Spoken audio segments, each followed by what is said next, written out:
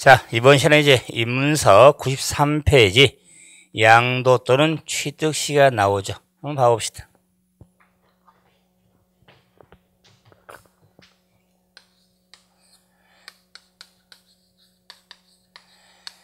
자, 양도소득세는 양도 차익을 소득으로 과세된 세금이 되기 때문에 양도소득세에서 양도 또는 취득 시기를 규정하고 있는데, 제가 당연한데 양도소득세를 지금 써놨죠. 그러면서 이는 요 취득 시기에 대해서 지방세법상 취득세 취득 시기하고 혼돈해서는 안 됩니다. 자, 그리고 양도소득세는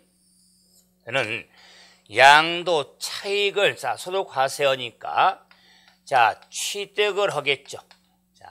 이걸 양도 팔겠죠. 그래서 양도 차익이라고 하는 것은 파는 날의 금액하고 취득한 날의 금액을 기본으로 비교해서 양도 차익을 산정한 겁니다. 기본적으로 그러기 때문에 양도 차익을 산정하기 위해서는 취득한 날의 금액을 아니까 취득한 날, 파는 날을 알아야겠죠. 그래서 양도 차익을 산정하기 위한 취득 양도 시기를 따지게 되고, 또한 소득세법은 특히 양도소득세는 보유기간이 대단히 중요한데, 보유기간은 취득한 날부터 양도한 날까지가 보유기간이다. 그래서 보유기간에 따라서 특히 세일 등도 다르고 특별공제 금액들도 달라집니다. 그렇기 때문에 또한 비과세를 적용하면서 보유기간 대단히 중요하죠. 그래서 양도 차익을 산정해서는 취득과 양도를 알아야지만 보유기간 등을 고려할 때도 대단히 중요해서 이 양도 취득 시기도 양도세율이 규정에서 핵심 규정에 해당이 되어지는 겁니다. 그랬을 때 이런 양도 취득 시를 정리할 때는 구분이 중요한데, 그래서 원칙하고 외외 이런 틀을 잡는 게 중요하다. 그래서 양도소득세 원칙과 외외 규정에 그러면 원칙은 양도 차익을 산정 즉 양도 시기는 대금 청산한 날로 합니다. 줄여서 대금 청산일이죠. 그래서 대금은 대가를 받을 금액이 깨끗하게 정리한 날, 청산한 날에 취득 양도시기로서 이 대금 청산한 날이 양도시되고 취득 시기도 되겠다. 그러면은 대금 청산한 날은 쉽게 말하면은 팔고 산 사람이 실제로 잔금을 주고받는 날을 대금 청산일로 부른 겁니다. 그 말은 실제로 잔금을 주고받는 날을 의미하기 때문에 양도 취득 시기에 시기를 따질 때 반복하겠지만 계약서 상의 잔금 지급 약정은 아무 상관이 없습니다. 그래서 양도세 취득 양도 시기는 실제로 잔금 주고받는 날 대금 청산일로 합니다. 그래서 저는 좀 지저분하지만 대금 청산일을 강조하기 위해서 우리가 판 사람이 요즘에는 거래대금이 대부분 송금이 되잖아요. 그런데 실제로 금전 현금을 찾아가지고 대금을 지급한다면 판 사람은 대금을 받을 거 아니에요? 파는 돈을. 그럴 때 돈을 받으면 돈이 제대로 맞는지 헤아려 봐야죠. 그러니까 돈을 헤아려면 돈을 셀 때 돈이 워낙 많이 있다 보니까 돈을 세다 보면은 습관적으로 이러잖아요. 또 넣습니까? 침발르잖아요. 안 그래요? 돈을 셀 돈을 잘 안 세주면 침바르잖아요. 그래서 좀 지저분하지만 양도세 원칙인 대적인 취양도시기는 대금 청산을 낳지만 즉 침발라가면서 돈 세는다.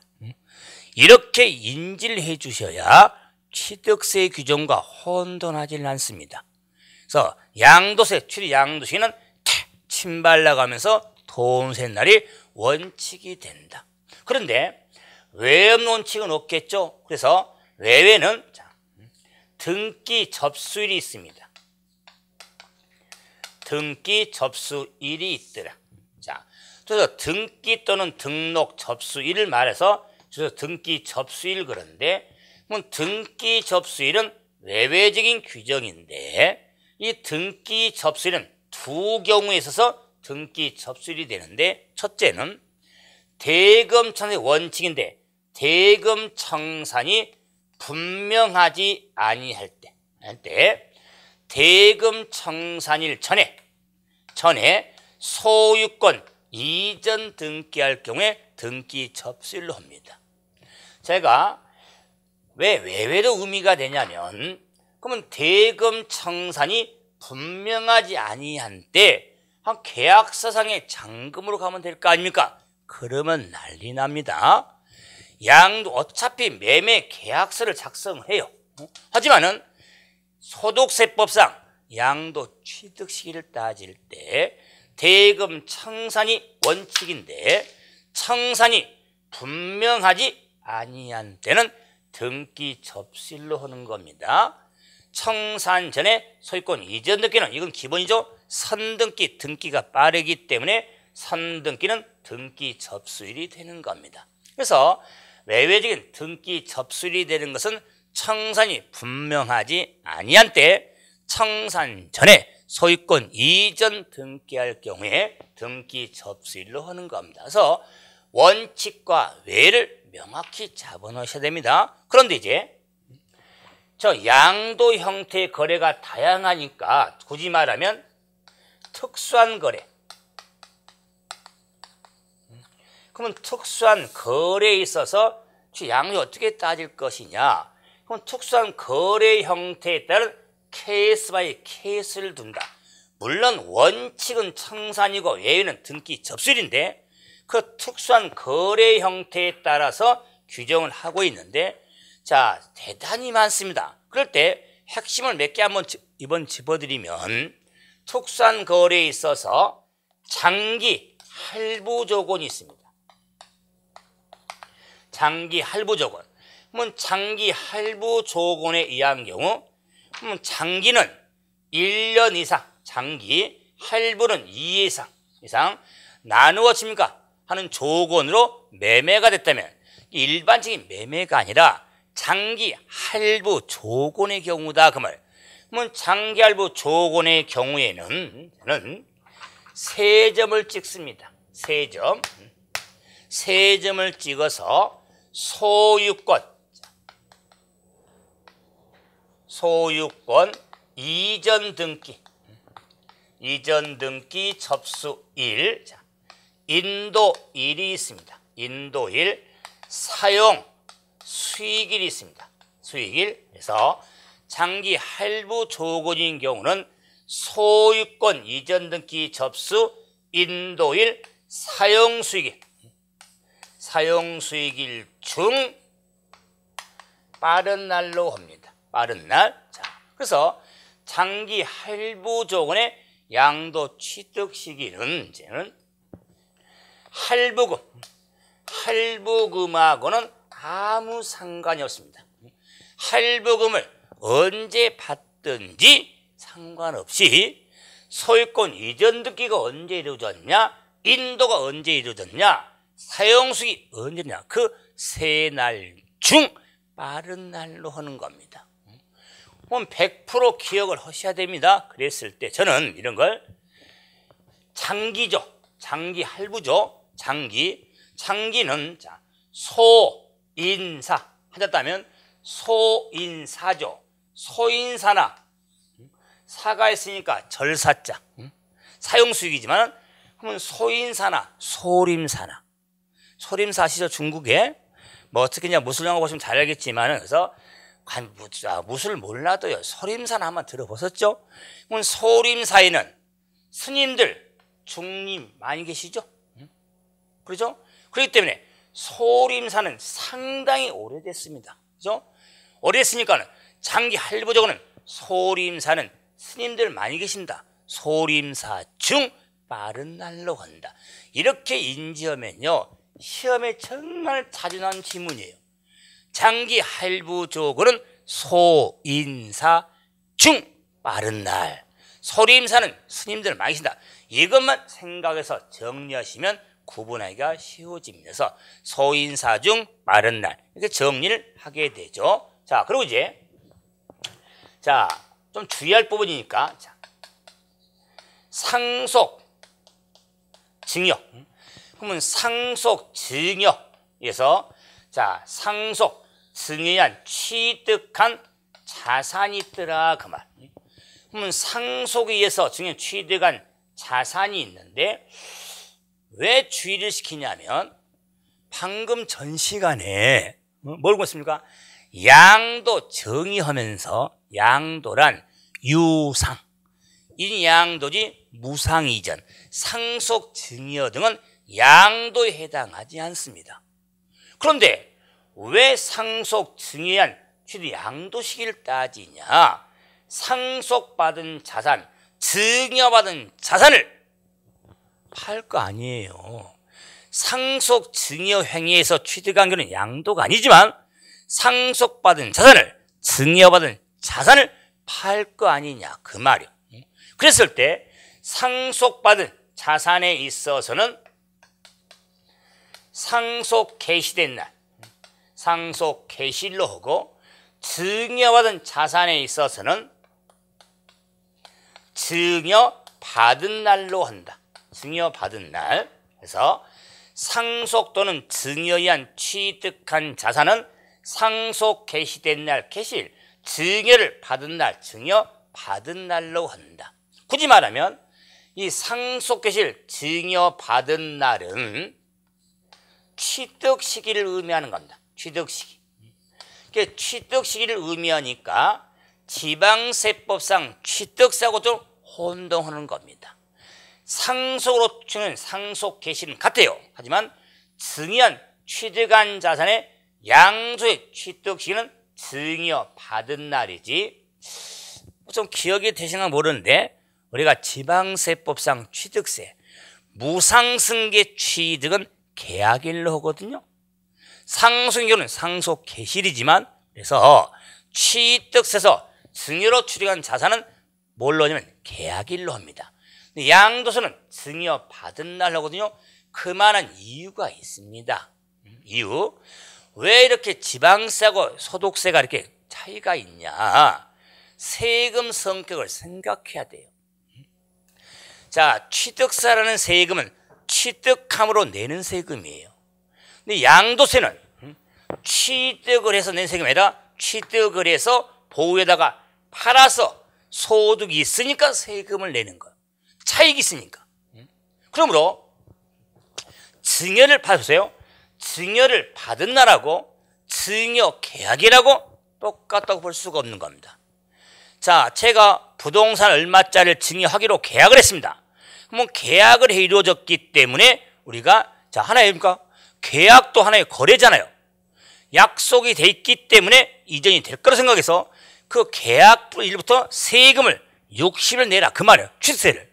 그런데 계약이 이렇지만 실제로 증여로 넘어가는 건 다음 달 될 수도 있고 경우는 내년 될 수 있지 않아요? 그렇죠? 그러면 양도세는 그 취득해서 팔면서 실제 이득이 세거든요.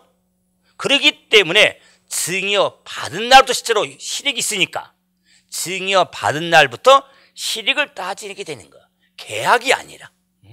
그래서 양도세는요, 실질과세가 강한 세금이거든요. 어차피 취득을 해서 팔 때까지 발생한 이득의 세금을 내니까. 그래서 증여한 취득에 대해서는 증여받은 날로 하는 겁니다. 그러면은 이렇게 취득세라는 세금의 성격, 양도세 세금의 성격을 이해가 된다면 그렇지. 그래서 구분되는구나. 만약 이렇게 이해가 안 돼도요. 구분을 잘 하셔야 됩니다. 제가 이제 여담으로 이런 거거든요. 취득세는 계약일로 하거든요. 양도세는 양도세는 증여 받은 날 하거든요. 그래서 단순히 보세요. 취득세는 계약일, 양도 소득세는 증여 받은 날. 제 손가락 보셨습니까? 취득세는 계약일, 양도 소득세는 증여 받은 날. 발견됩니까? 취득세는 세자잖아요. 이게 계약일, 세자. 양도 소득세는 5자, 증여 받은 날 5자.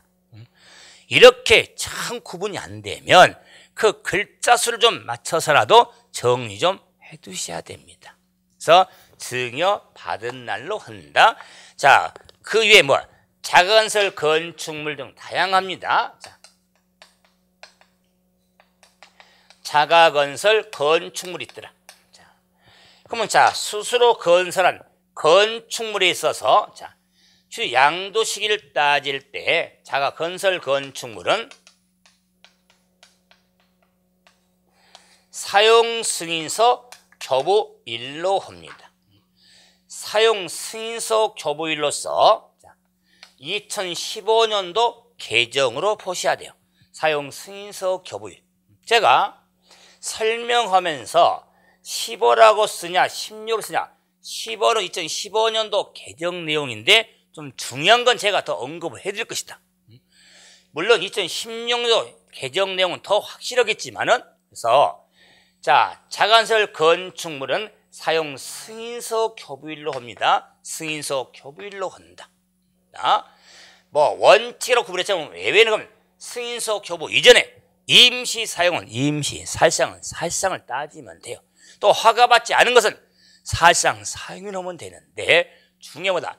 자간설 건축물에서는 사용 승인서 교부일로 한다는 게 중요하죠. 그런 이제는 설명하려면 한이 없지만, 여기서 좀 계속 공부해 나갈 테니까요. 좀 힘이 드는 중에 하나가 뭐냐면, 우리 입문서의 7번에 나와 있는 환지받은 토지 나오거든요. 환지.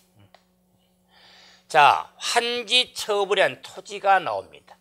이럴 때 환지받은 토지에 있어서 양도 시기를 따질 때 왜 중요하냐면, 환지받은 토지에 있어서는 환지 전에 토지 취득일로 합니다. 취득일로 한다. 환지 전에 토지 취득일로 하는 겁니다. 취득일로. 그런데 환지받은 토지의 면적이, 그래서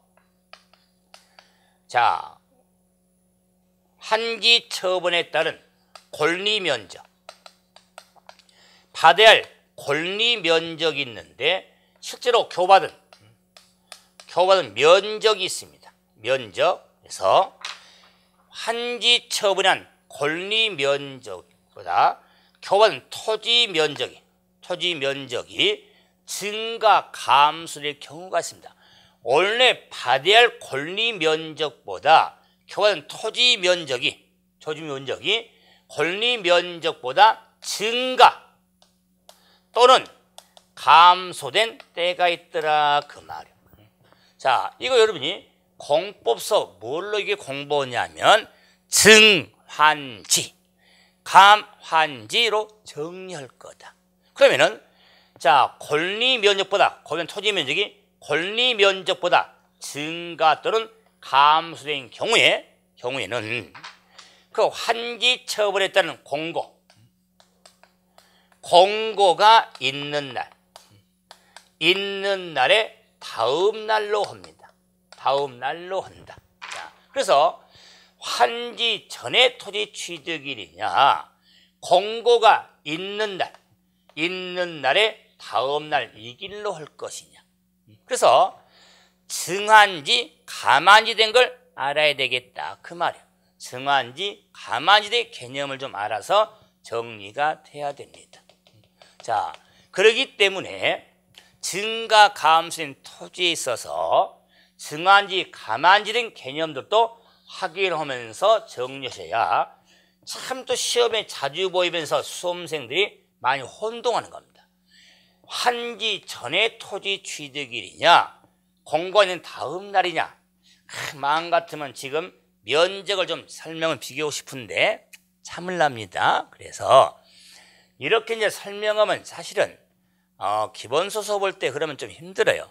여기에 좀 예시를 좀 하면서도 설명이 더 들어갈 겁니다. 그래서 그러면 환지 받은 토지의 취득 시기는 이는 환지 전에 토지 취득일을 하는데 공고일의 다음 날이 되는 경우가 있더라. 경우는 증환지, 감환지된 토지를 생각하면서 구분 좀 해주셔야 돼요.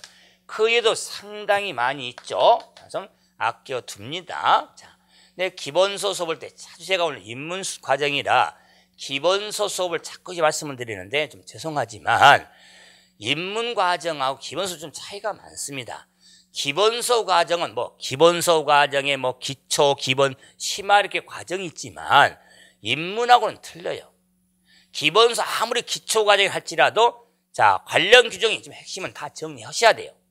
지금은 입문에 좀 시세말로 세포 좀 맛을 보는 과정이니까 좀 생각하시고 그런데 이제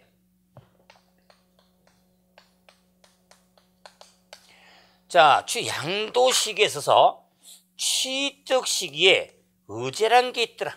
의제. 자, 취득 시기 의제가 있더라 그 말이에요. 자, 그러면은 왜 양도 시기 의제는 없을까? 근데는 자, 책봐 보세요. 양도소득세는 자, 파는 날의 금액하고 자, 취득한 날의 금액을 비교해서 양도 차익을 산정해서 과세한 세금인데 네, 보세요. 양도는 지금이잖아요. 양도는 잘난 척이면은 자, 프레젠트 현재. 자, 취득은 과거 히스토리야. 그죠? 그러면 과거에 취득해서 보유하다가 팔 텐데 너무 오래전에 취득한 물건이라면 양도 차익을 산정하기가 불합리하잖아요. 아니 40년, 50년, 60년, 70년에 취득된 땅을 보유하다가 팔았을 때 그 당시의 화폐라든가 물가상을 고반한 가격들이 지금 가격하고 너무 차이가 심하잖아요. 그래서 합리적으로 효율적으로 차익을 산정하기 위해서 실제로 취득일이 있지만은 법에 의해서 취득한 날 잡아주겠다 그 말이에요. 이걸 취득시기 의제라고 하는 겁니다. 실제로 법으로 취득한 날을 잡아주겠다 그 말이에요. 근데 이 취득시기 의제가 자, 구분이 돼 있는데 자, 85년 1월 1일로 할 거냐 86년 자 1월 1일로 할 거냐 그 말이에요. 그럼 의제 취득에는 현행 두 경우가 있는데 파생상품 때문에 구분해 갈 수도 있지만 아마 파생상품은 이제 신설이 되기 때문에 시기의제를 굳이 두지를 않을 거예요. 그랬을 때 자 80원 1월 1일은 84년 12월 31일 이전에 취득한 1번, 2번, 4번인 경우는 80원 1월 1일이고 1985년 1월 1일, 12월 30일 이전에 취득한 3번에 대해서는 86년 1월 1일이 되겠다. 아니, 말로 하세요. 그냥 번호 쓰지 말고 1번이 뭐고 2번이 뭐고 4번, 3번은 구분이 되는데 1번 하면 토지 또는 건물, 양수의 범위 2번 하면 부동산에 관한 권리 4번 하면 기타 자산 3번 하면 주식이다 그 말이에요. 주식. 그래서 부동산 그룹은 80원 1일 의제 취득이고 주식 유가증권 그룹은 80원 1일이 의제 취득에 해당이 되어지는 겁니다. 쉽게 말하면 자 토지를 자 오늘 토지를 팔았다면 20년, 30년 전에서 80년에 취득한 땅을 오늘 팔았습니다. 현재. 그렇다면 실제는 80년이 되겠죠. 하지만 자, 여러분 신고를 할 때 85년 1월 1로 쓸 거다. 그래서 80년부터 85년 1월 1일까지 그 사이에 물가 상승률을 반영해서 양 취득가액의 금액을 따로 산정이 이루어지는 겁니다. 그래서 차익 비교가 정확히 이루어지니까. 그래서 취득시 의제는 좀 개념을 두면서 왜 법으로 의제일이 있을까? 우선 양도 차익을 합리적으로 산정하기 위해서 시기 의제를 두고 있더라. 자, 그 개념을 염두에서 부동산 그룹은 85년 1일, 유가증권 주식 그룹은 86년으로 구분을 하시면 되겠다. 그래서 양도식의 틀을 한번 확인 한번 해봤죠. 자, 설명 안 한 게 많습니다. 암기 틀도 많이 나와요. 과정에서. 자, 그래서 뭐 오늘 입문 과정에서 뭐 설명 많이 했지만은 그래도 좀 더 기억을 좀 해준다면은 원칙은 침발 나가면서 돈 세는다. 대금 청산일, 외가 등기 접수 이것만 하루 좀 정리해도 도움이 되어질 겁니다. 자, 그럼 이제는 자, 팔아서 소득의 범위가 뭔지, 양도행위도 받고, 자, 시기도 봤다. 그럼 스스로 양도세가 얼마인지 계산해 봐야겠죠? 그래서 입문서 95페이지에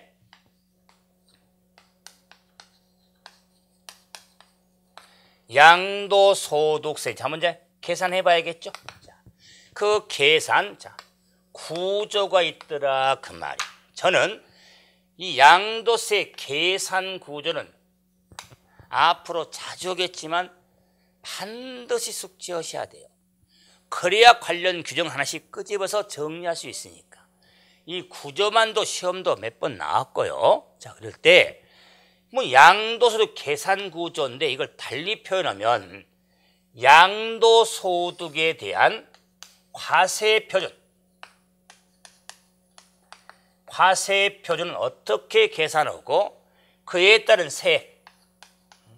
세액을 산출하는데 과정이 필요하다 그 말. 그래서 양도소득 과세 표준과 세액 산출의 과정을 한번 살펴보자. 그래서 과세 표준은 어떻게 구하고 세액은 어떻게 이루어지냐 그 말이. 이걸 단순히 말하면 양도소득세 계산 구조 프레임 틀이다 그 말이. 그래서 이 계산 구조 틀은 자, 먼저 당연히 팔아야 됩니다. 양도가액서부터 출발하죠. 아, 팔아야 되니까요. 뭐 양도가액에서 마이너스 필요경비가 있습니다. 필요경비. 자, 필요경비를 차감해서 양도 차익이 나옵니다. 양도 차익을 구한 다음 장기 보유 특별공제를 뺍니다. 공제란 걸 차감한다. 상위 특별공제를 차감해서 양도소득 금액을 계산합니다. 양도소득 금액 계산해서 양도소득 기본공제를 차감합니다. 자, 그래서 양도소득 과세 표준이 나오는 겁니다. 양도소득 과세 표준이 나온다. 표준. 자, 그래서 더 흘러가겠지만 양도소득 과세 표준까지 나오는 과정은 필수적입니다. 자, 처음 보신 분들 너무 복잡하다. 교재는 이걸 교재는 크게 이렇게 박스로 해갖고 구분이 돼 있죠. 자, 걱정 마세요. 제가 암기를 알려드릴 테니까요. 자, 그래서 과세 표준이 나왔다. 여기에 양도소득 세율을 곱해서 양도소득 산출세액을 구하는 겁니다. 산출세액을 구한다.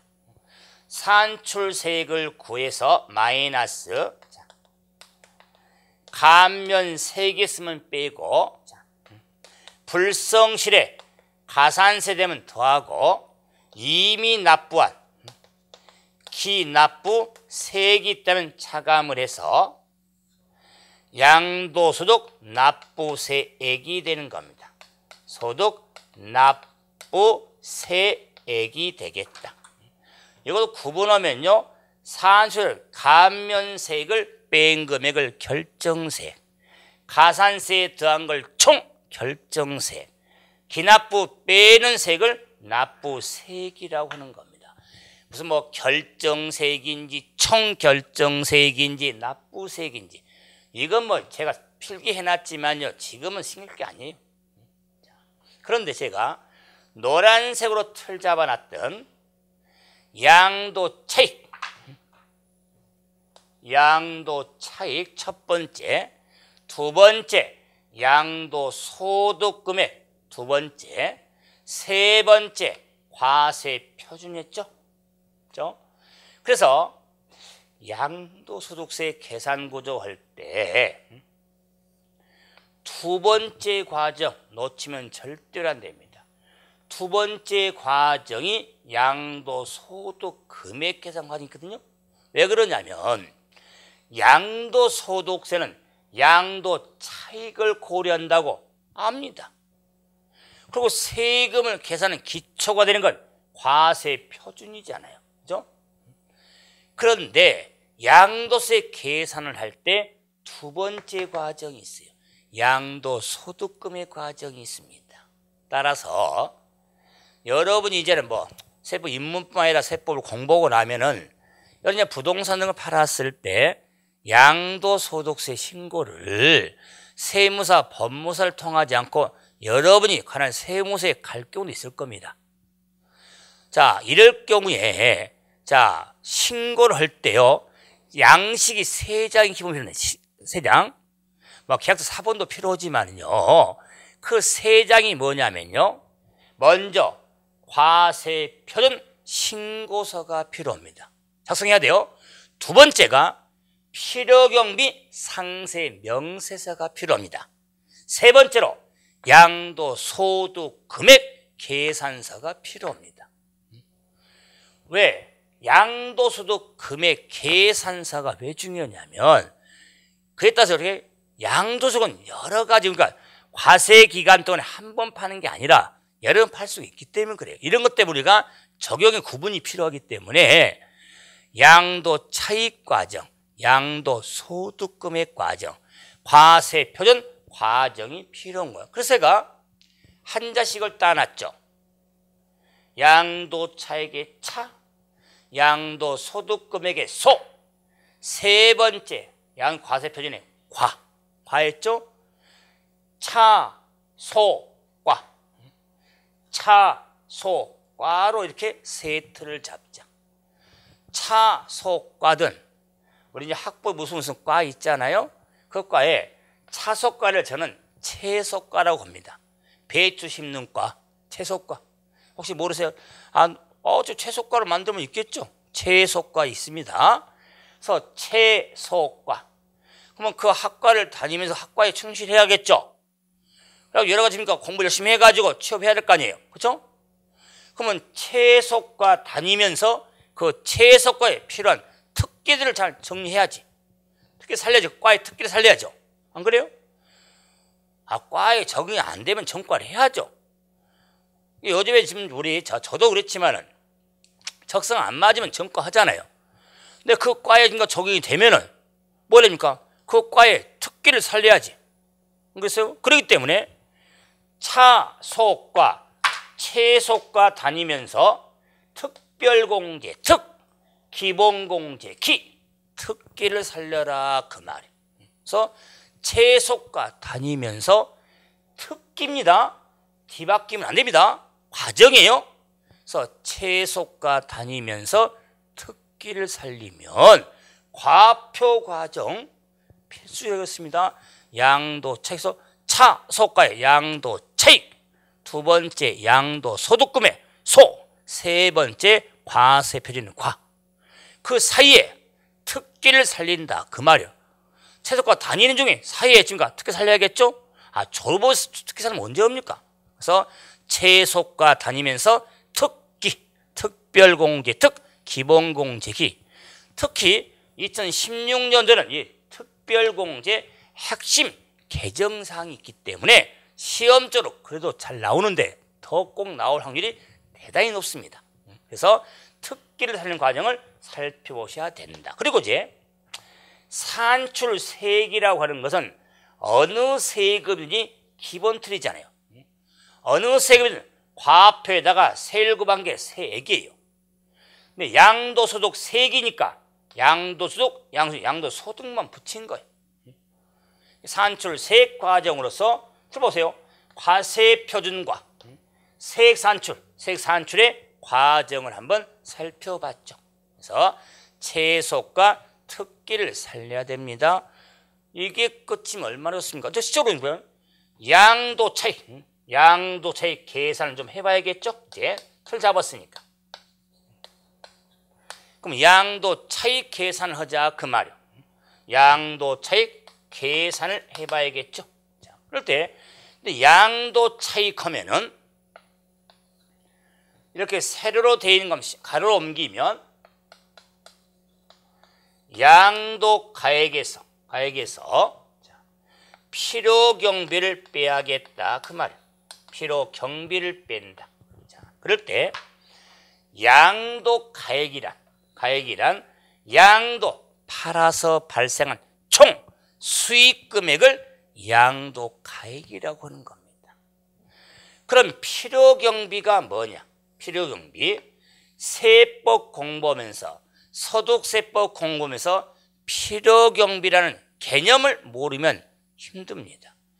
필요경비란 말 그대로 어떤 지출된 게 경비죠. 그게 필요다 그 말이 말 그대로. 근데 필요경비를 인정하는데 필요경비 이렇게 씁니다. 필요경비를 하면 양도가액 총 수익금이거든요. 총 수익금액을 얻기 위하여 희생된 경제적 소비된 가치를 필요경비라고 하더라. 방금 했던 제가 필요경비가 뭐냐 개념 받아 쓰려고 하지도 마시고 총 수익금액을 얻기 위해서 그만큼 희생이 필요하겠다. 그 희생된 걸 뭐라고 하냐? 필요경비라고 하겠다. 그러면은 이 양도차익 과정에 이 식을 변형해 보면 양도가액 마이너스 땡땡 마이너스 가로 열고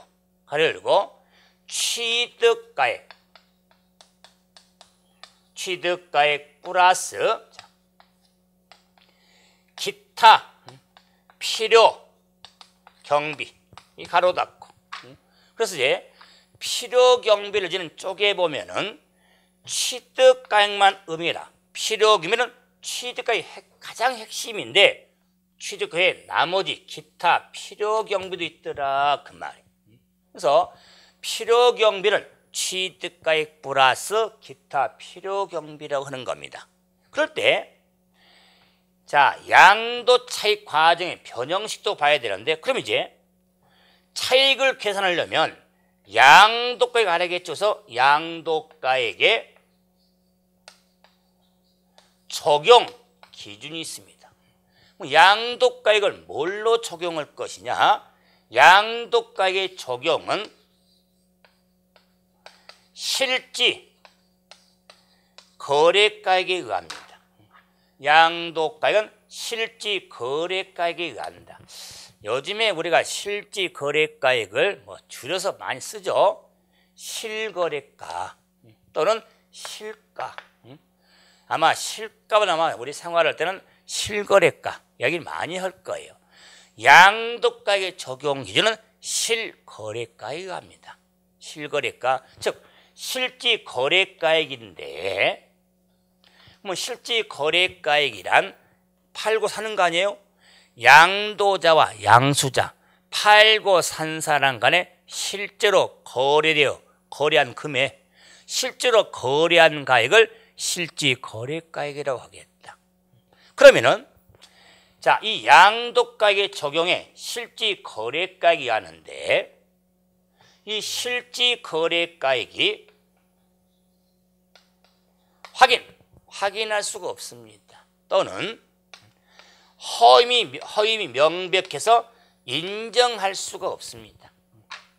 인정할 수 없을 때는 이 실거래가액 확인이 안 되고 이게 인정이 안 된다. 그 말이에요. 그럴 때는 뭐가 적용이냐? 어려운 말인데 추계. 자, 양도조사공제는 추계란 말이 많이 나오는데 추계입니다. 추계조사 가액이 한다. 그건 추계란 말은요. 추산해서 계산한 금액이다. 그 말이에요. 추계. 추산해서 계산한 금액을 추계라고 하더라. 그러면 실제 거래가액을 인정할 수 없을 때는 추계가액이 하는데 이 추계가액이 크게 매매 사례 가액이 있고 감정 가액이 있고 기준시가 등에 의합니다.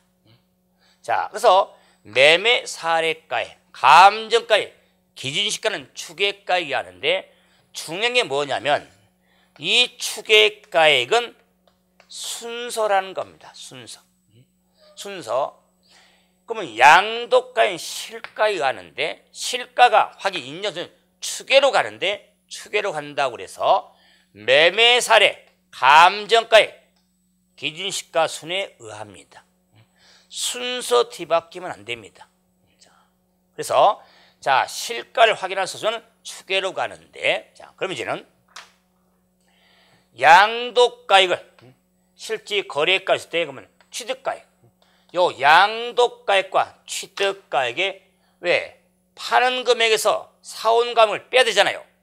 그래서 양도가액과 취득가액에 적용 방법이 있습니다. 적용 방법이 있는데 양도가액을 실제 거래가액으로 하면 취득가액도 실제 거래가액에 의합니다. 자, 파는 금액을 실가로 하면 취득한 금액도 실가로 한다. 그 말이에요. 실가로 한다. 자, 그러면은 요 실직시가인데 마찬가지로 취득 당시의 실가가 너무 오래돼 가지고 확인할 수가 없어. 또는 자, 업다운 중에서 허위 명의서 인정할 수가 없어. 자, 이럴 경우 관할 세무서는 인정을 안 하잖아요. 이럴 경우 역시 추계로 간다. 추계로 간다. 자, 이때 이 추계로 가는데 이 추계가액이 매매 사례가액,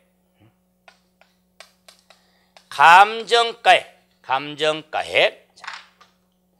세 번째 환산가액, 기준시가 등에 의합니다. 자, 그럴 때 자, 추계가액은 자, 역시 순서입니다. 순서 지켜야 됩니다. 자, 그래서 이 순서도 우리 26회 또 기출위원이다. 이 순서를 알았다면 답은 나올 거예요. 그럴 때 매매 사례, 감정가액, 환산 기준가 이게 뭐냐? 기본서 수업할 때 다 설명 들어오고 환산가액도 계산식도 나와요. 그럴 때 취득가액을 실가는 시가를 적용이 없을 때는 역시 추계로 가는데 그 추계가액 순서가 있는데 이것도 기출문제. 양도가액의 추계는 세 번째가 비어있죠? 취득가액은 세 번째 환산가액이 있죠? 이게 무슨 의미일까요? 환산가액은 취득가액만 환산이 되지 양도가액은 환산가액이 적용되지 않습니다. 비어있죠? 자, 그래서 자, 세 번째 비어있는 것만 구분한다면 순서니까 매매 사례 매, 감정의 감, 환산화 기준해서 매감 환기.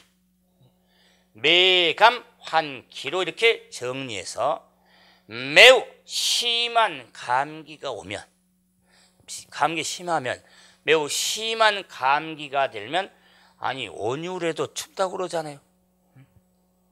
아니 그러니까 환기가 된다 그 말이에요. 저는 그 환기는 환이 아니라 한인데요. 차란자인데요. 아니 환기나 한기나 매우 심한 감기로 환기가 든다 그 말이에요. 환기 된다. 그래야 순서를 안 놓친다 그 말이에요. 그래서 매우 심한 감기로 환기가 든다. 환기는 이렇게 추가 순서를 정리를 하셔야겠다.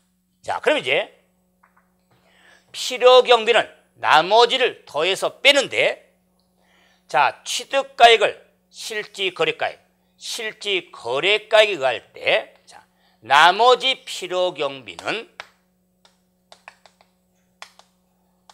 자본적 지출액과 양도비로 구분해서 적용이 되어집니다. 그러면 취득가액을 실지거래가액으로 할 때는 나머지 필요경비는 자본적 지출액과 양도비가 적용돼 물론 세금 계산서로 확인된 부분이 하나입니다. 그러면은 저기 앞으로 많이 하겠죠. 자본적 지출액의 범위는 자 우리가 부동산 등을 사서 가져다 팔 때 차익계산하는 거잖아요.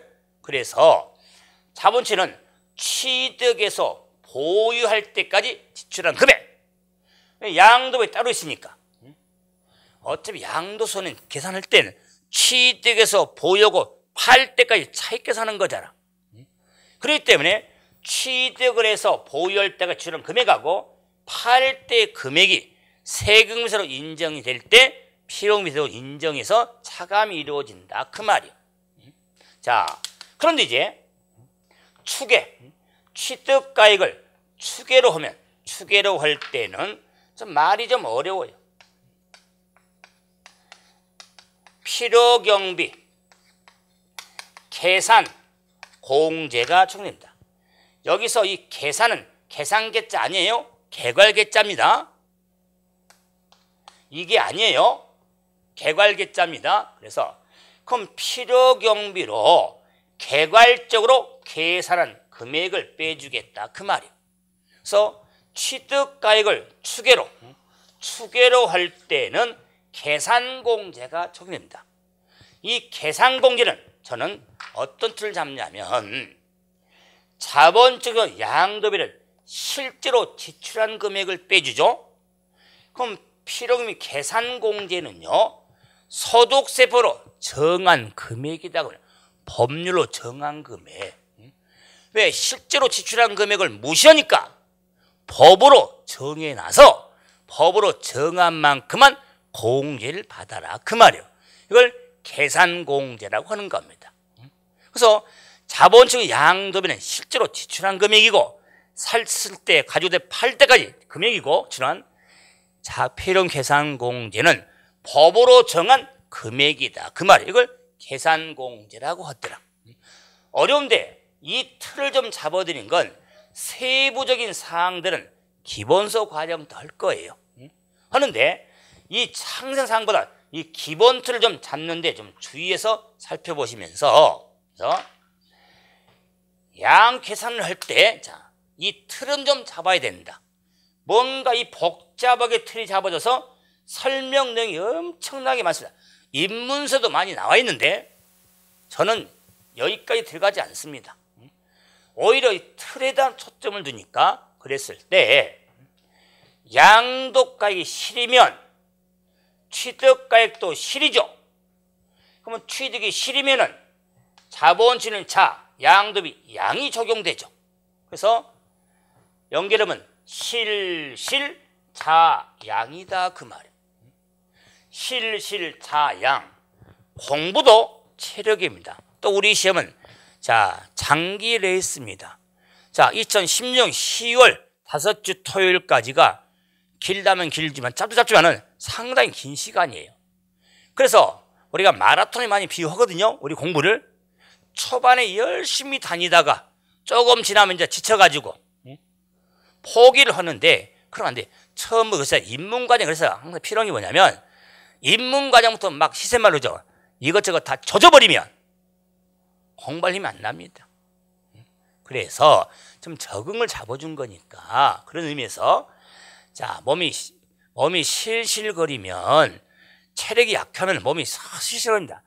그러면 체력 싸움을 이겨야 되니까 그럴 때는 몸이 실실거리면 능률도 안 나옵니다. 그럴 때는 차양 이런 말이 우리 있죠? 자양강장제 있죠? 그래서 몸이 실실거리면 자양강장제를 드셔라. 이렇게 양도 차익 계산 방법에 실실거리면 자양강장제를 먹는다. 이렇게 틀 잡아주면 그 과정에 우리가 계산공제로 가는 과정까지 추계로 가는 과정 이걸 나중에 또 결합시킬 때 구분이 되어지는 겁니다. 그래서 기본 틀은 실실거리면 자양강장제를 드셔라. 이렇게 차익 계산의 틀을 좀 잡아서 정리 좀 하시면 됩니다. 그래서 차익 계산 과정을 한번 살펴봐 드렸고 우리 교재는 그 과정들 내용이 상당히 많이 나왔는데 제가 아껴둔다고 그랬습니다. 그래서 이제 다음 시간에 이제는 제가 이 부분은 제가 지우지 않을 거예요. 자, 이 틀은 그랬을 때 이 차익 계산을 했으니까 두 번째는 소득금의 과정, 과표 이 과정에 한번 틀을 핵심을 한번 정리 한번 하겠습니다. 자, 쉬었다 하죠.